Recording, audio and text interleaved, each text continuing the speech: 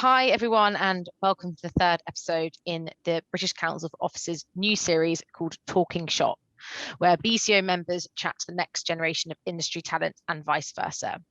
My name is Hannah Buxton, and for the next few minutes, I'm delighted to be chatting with Clare Bailey, Savills Commercial Research Director and author of the Affordable Workspace BCO, which was just launched this July. Welcome, Clare, and thank you so much for joining us today.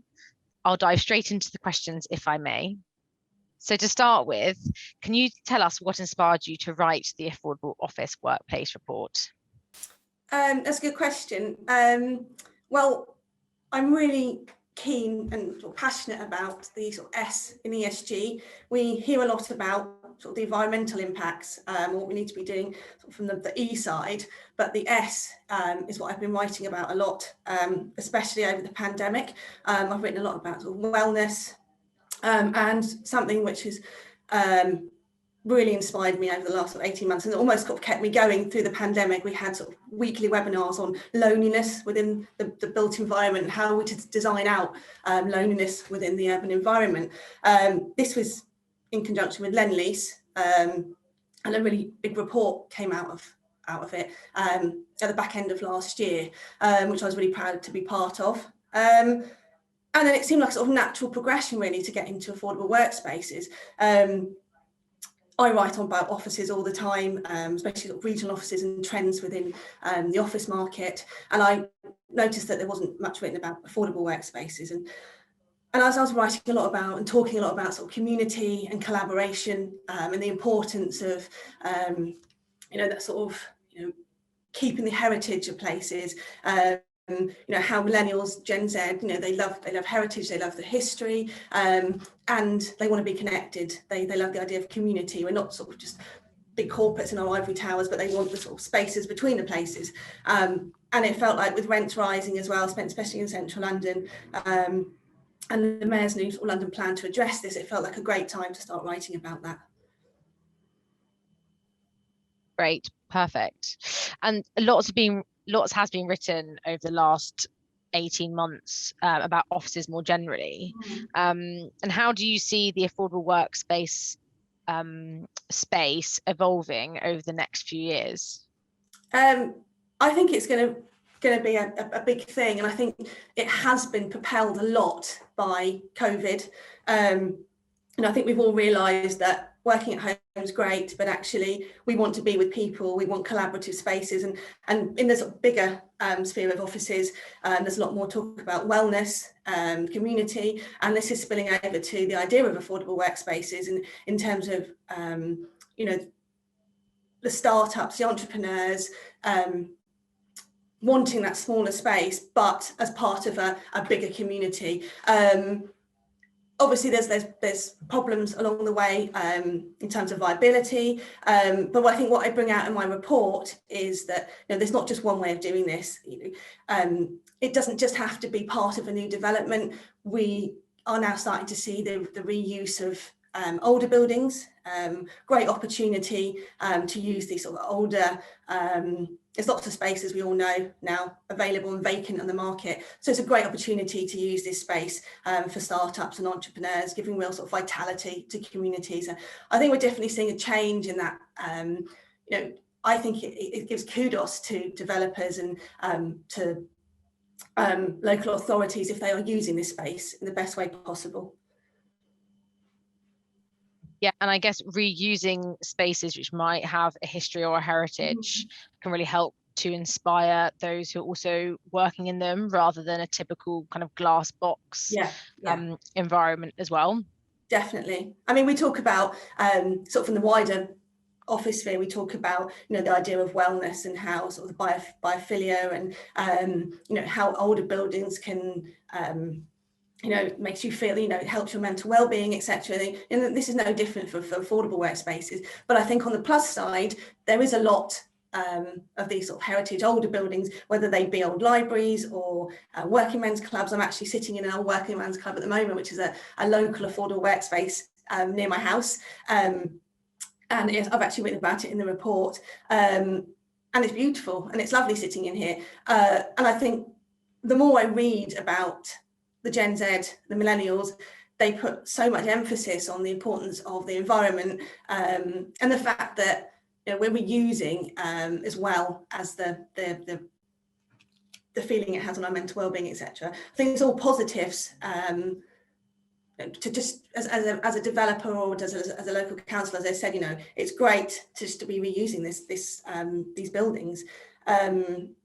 Yeah, I think it's all positive, and I think what's coming out of this as well is that if you've got, whether it be an old building or as part of a development, you know, it's not just about the space, it's about what we're doing with the spaces. You know, it's the communication, it's the collaboration, and it's, you know, the business resources, it's all of that. It's not just about space, and I think that's what we need to get across in the idea of affordable workspaces.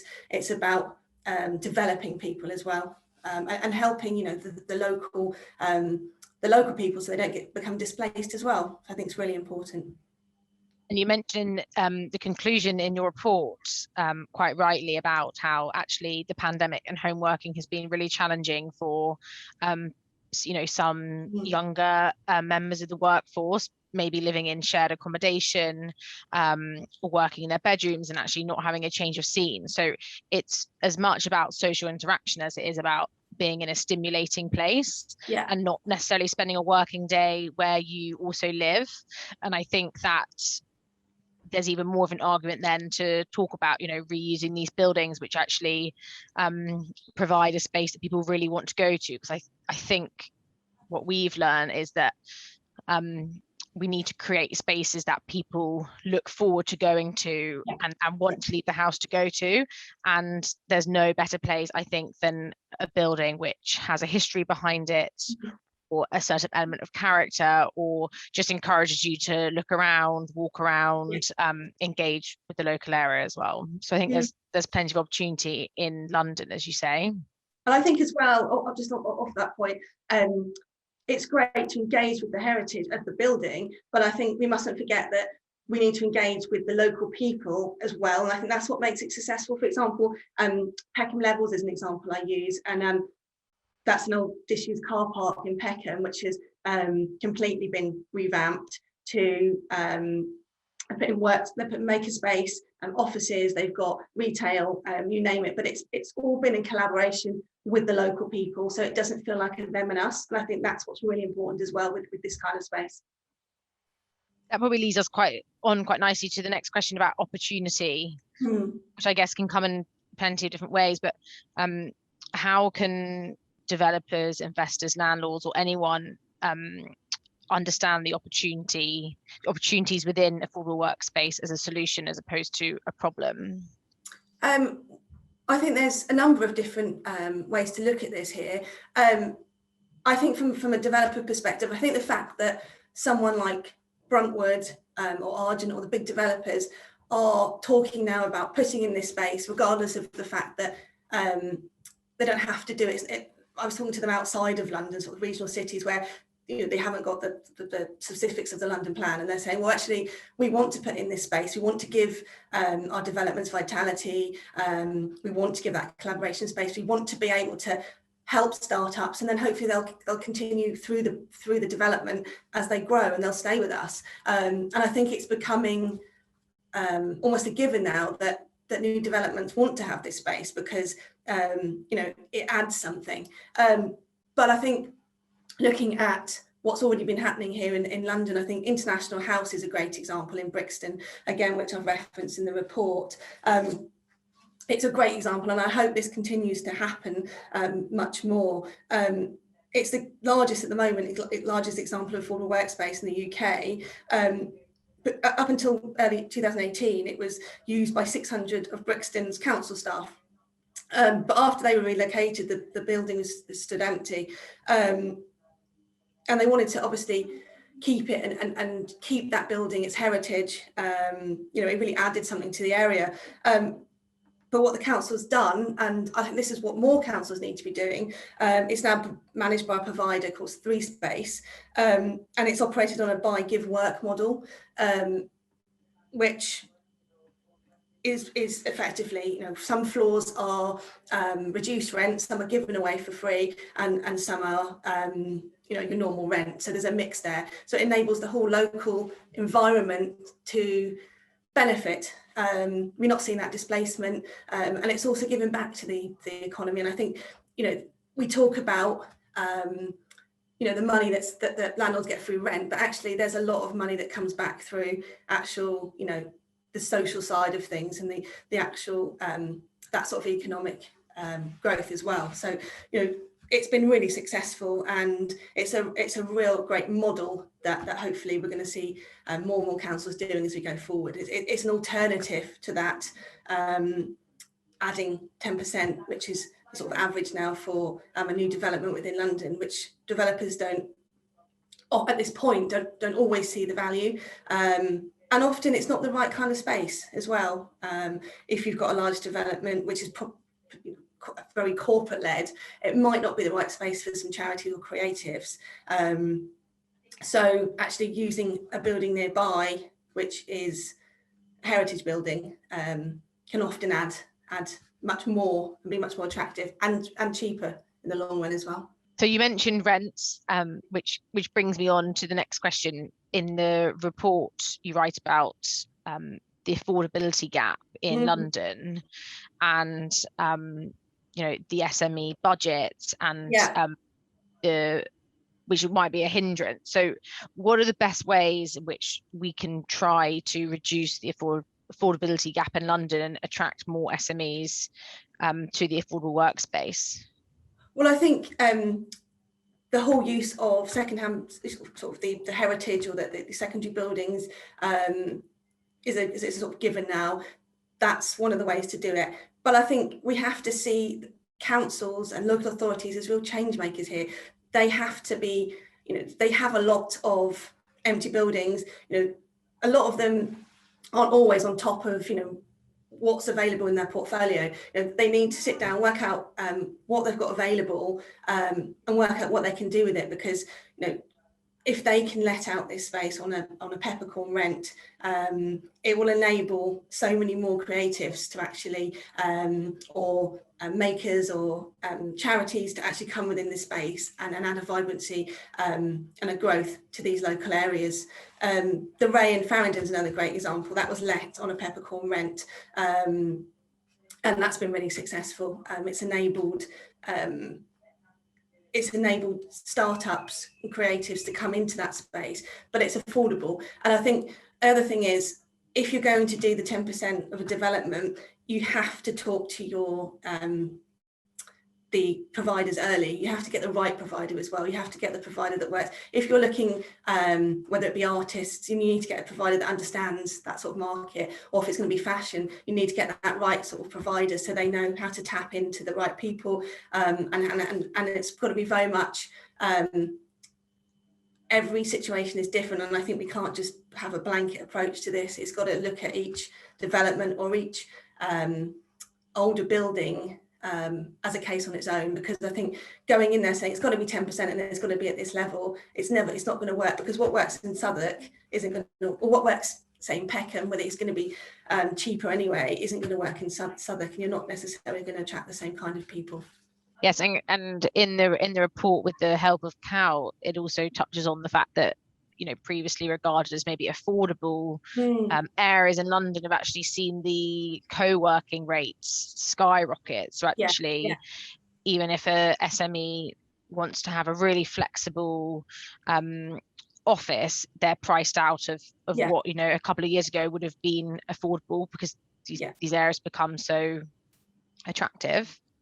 I think that's what, sorry, I was going to say, hopefully that's what comes out in the beginning of the report, very much that, I think this is, you know, why the London plan has come about, because what was once a fringe location and much cheaper just doesn't exist anymore. And I know Cal's quote in there sort of explains this, that, you know, co-working spaces and affordable are quite similar in the sense of that they're flexible, they have that sort of same top target audience, but actually a lot of SMEs, a lot of startups, lots of entrepreneurs cannot afford the rents, the rents which are being asked of the flexible space. So that the affordable needs to come in there in certain areas which are completely priced out now.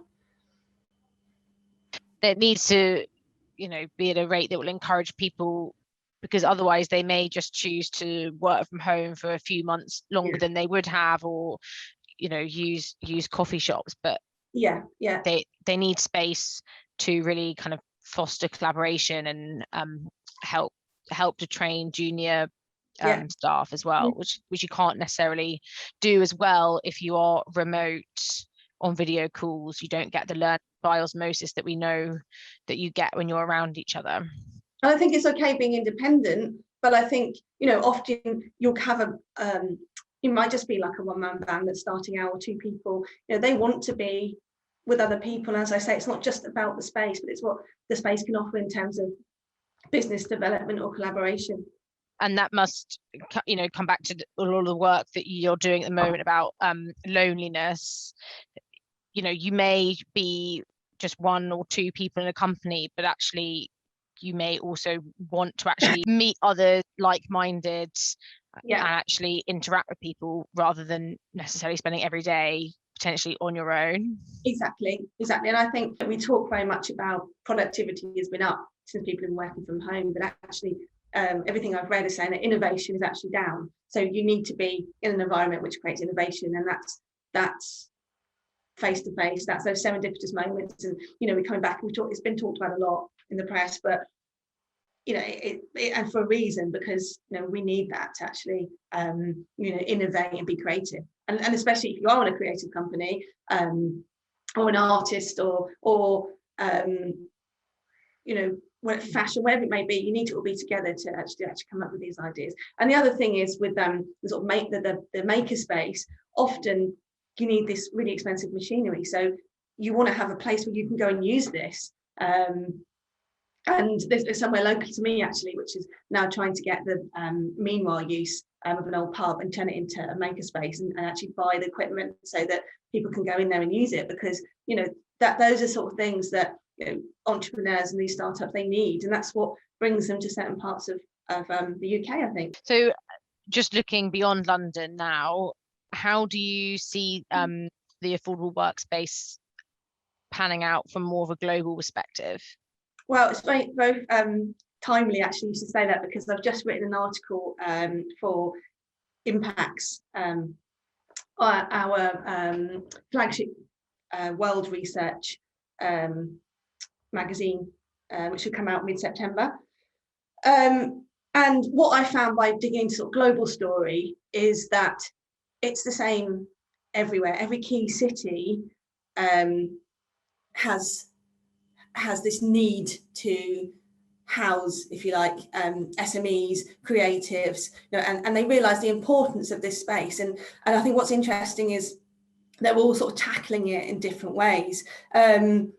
There's San Francisco, for example, is very much driven by the private sector, and it's the private sector that is actually sort of hosting these spaces. Whereas you've got places like Lisbon, for example, is very much government-led, and a lot of the money which is generated goes back into their economy for social services, for example. So there's lots of different ways to do it, and meanwhile space is really big across Europe as well, not just London. I know we've got a lot of empty spaces which are used for meanwhile space, but this is happening all over Europe. There's a really famous one actually you might have heard of in Paris, which is an old hospital, and that's been used over the last 2 or 3 years. It was a really rundown area.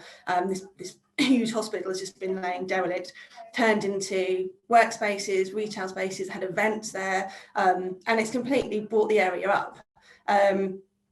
But I think I call my report a solution, not a problem, because I didn't want to be negative, because I don't think it is a negative thing. I think cities globally are being really proactive about what they're doing. And I think especially with the sort of ESG agenda, there's so many opportunities to reuse older buildings. There's a real push for community and collaboration, and this is an ideal way of doing it. I just think councils, local governments, the private sector as well, they all need to work together and really push for this change, because at the end of the day, I think young people want to keep that history, the urban fabric of areas like Peckham. I think that's a great example. From a social sustainability point of view, I think somewhere like International House or Peckham Levels, or you know, what they're doing in Paris or Lisbon, or very much buying into that. And I hope going forward that's what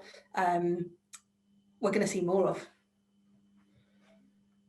Definitely an exciting space to watch, both in London and globally, like you say. And I think given what the shake-up of working practices and the approach to space in the last 18 months, there's kind of no better time to look at how we can meet, you know, our ESG principles through this and continue to attract young talent to these spaces, be it in London or any other city, and foster innovation, like you say, that, you know, potentially we haven't seen from remote working as well. Yeah, no, I think that sums it up perfectly. Well, that's all the questions that I had. That was really fantastic, and will help everyone have a better insight into the report as well, just hearing you talk about it and the inspiration behind it. So thank you so much for joining us today on behalf of the BCO.